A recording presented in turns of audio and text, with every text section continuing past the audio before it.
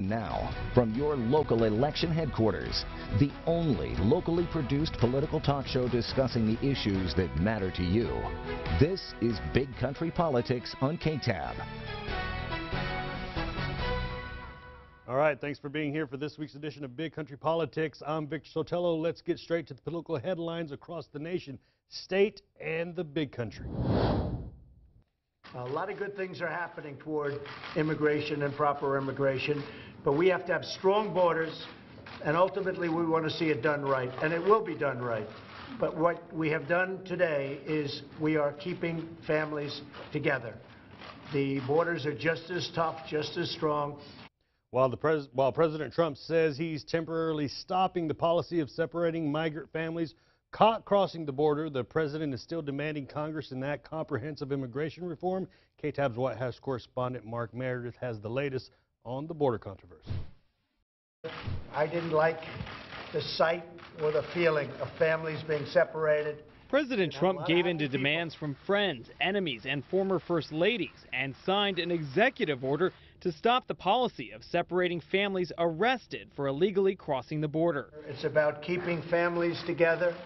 The White House had repeatedly said only Congress, not the president, could end the controversial government action. The illegality along the border is a complex problem. Republican lawmakers who met with the president praised his leadership on immigration. You're the president who can help us solve the immigration problem with your leadership. Democrats continue to call President Trump's immigration tactics cruel and inhumane and stress executive order does not fix the problem. Family separation cannot be replaced by family incarceration. On Thursday, the House is set to vote on two comprehensive immigration reform bills. It's not clear if either will pass. Attorney General Jeff Sessions, who ordered the separation policy, says the administration can't fix immigration on its own. There are a lot of things that need to be done, can only be done by Congress. But the president is keeping Congress at arm's length. He canceled Thursday's annual congressional picnic at the White House, telling lawmakers there's too much work to do. In Washington, I'm Mark Meredith. All right, and some of the children separated from their parents have been flown to shelters in the Dallas-Fort Worth area, more than 500 miles away, and now our Texas representatives standing with the president's decision. Here's Mac Thornberry, who represents some of the Big Country. Controlling who and what comes across our border is an element of national security, as we do the compassionate thing with families.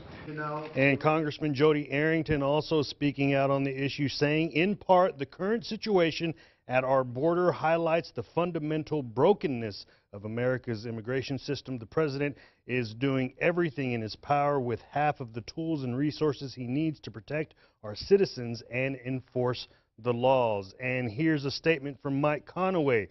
Congress must act on legislation to secure the border and reform the broken immigration system, including a better solution for children crossing the border with their parents.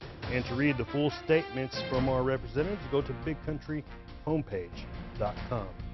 And continuing our local look at the issue, all of the children impacted here in Abilene, separated from their families at the border, could be housed at Dyess Air Force Base. KTAB's Claire Kreitz reports on how that would impact us. We cannot and will not encourage people to bring their children or other children to the country unlawfully by giving them immunity in the process. A tent city to temporarily house immigrant children is up and running outside of El Paso, and more are proposed. One potential site is here in Abilene at Dyess Air Force Base. I do believe there was a site visit. There have been communications with the Air Force Base, but we've not yet been brought into that conversation. While the city of Abilene can't control whether it becomes a tent city, Mayor Anthony Williams says we can control how we respond. What we will do if it comes to be, we're going to have a community conversation. We're going to rally like we do here in Abilene, Texas, and we're going to put forth our best effort. City officials aren't the only ones preparing for the potential housing of immigrant children. Abilene schools will also need a plan. We don't know what kind of environments they'll be coming from. Have they been in school before? Have they not been in school before? And so depending on where they're from, the answers to that question will vary. And so as we do with any new student, we will kind of assess where they are and then design an instructional program to help get them where they need to be. But developing a plan can be difficult when there is still so much unknown. That's why kind of having this conversation is hard, because we don't know what the parameters are going to be. Will there be funding that comes with them or not? Will we have to staff up? Do we have enough teachers today? Are we talking about 20 kids or are we talking about 200 kids? The biggest thing AISD Superintendent Dr. David Young says Abilene ISD can do is welcome these children with open arms. Certainly with students that are going through a traumatic experience already and are going to come in with some emotional needs even beyond their academic needs, you know, we're going to be as welcoming as we can be. As educators, we've devoted our life to improving the lives of the children that we serve, and that's all children. In Abilene, with coverage you can count on, Claire Kreitz, KTAB News. All right, thank you, Claire. Still to come on Big Country Politics, Mr. Jack Prince in the studio. We're talking his win, his campaign, and his plans for the city. We're back in 2 minutes.